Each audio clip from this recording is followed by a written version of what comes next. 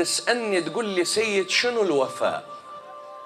أقول لك الوفاء هو ما يحصل بظهرك ويكون لك لا عليك. الله. الوفاء ليس ما تراه بعينك.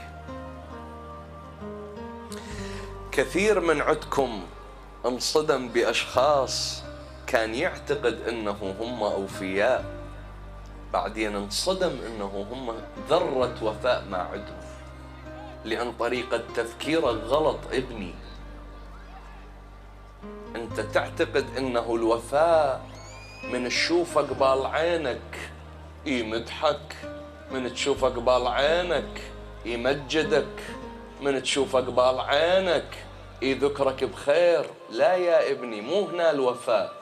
تذكر نصيحتي، الوفاء أن تذكر بخير في ظهرك وأنت لا تعلم.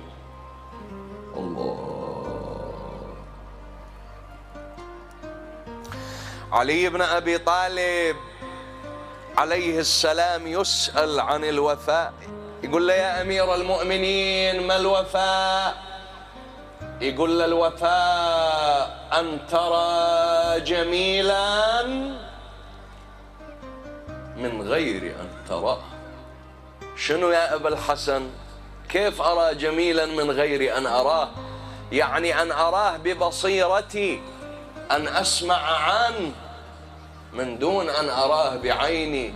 شو الفايدة أنا قدام وجهك تسويني نبي، وإذا أنا رحيت بلي لا تبقي رذيلة إلا ورميتها علي.